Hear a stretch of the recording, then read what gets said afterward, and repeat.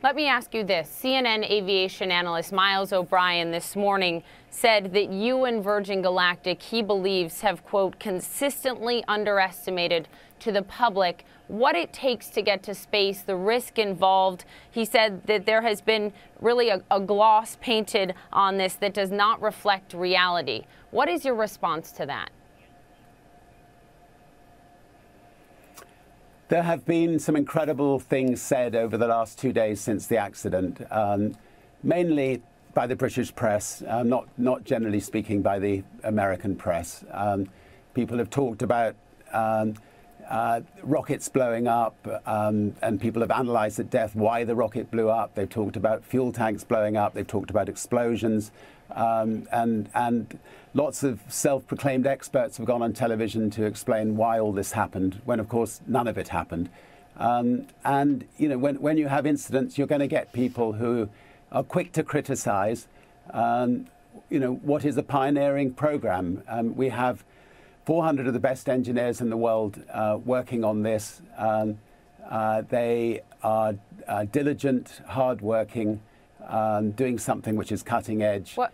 And I support them 100%. So, you know, we have to accept the occasional knock, but we'll brush it down and move forward. I think what Miles O'Brien is saying is that the risk, he believes, was not communicated enough to the general public. Richard, do you think, I mean, going forward, is that going to change? Are you going to talk more about the inherent risks in this, or do you believe that has been fully communicated? Burt Rutan, who was the genius behind the design of the spaceship, compared creating a space line to the similarity to creating airline travel back in the 1920s, 1930s.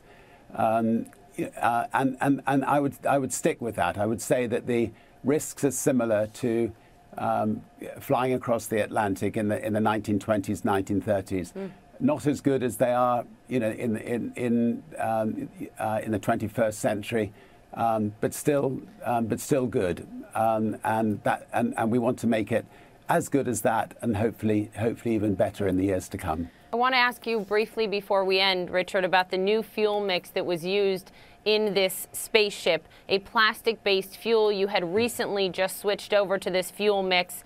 Can you confirm this is the first time that SpaceShipTwo had flown with that fuel? And do you believe at this point that may have had anything to do with the crash?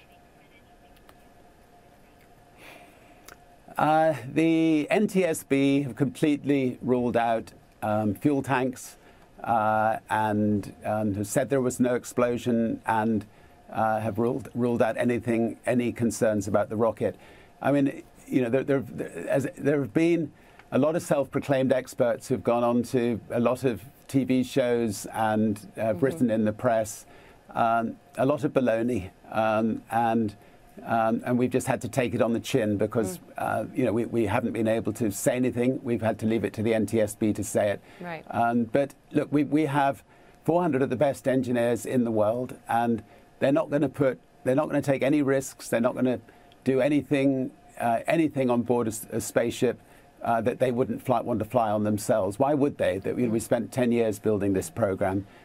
So you know, so as the NTSB come out with their statements, you know, hopefully those people who've, you know, spoken, I think, so unfairly about the program will take their words back. And Richard, let me end on this.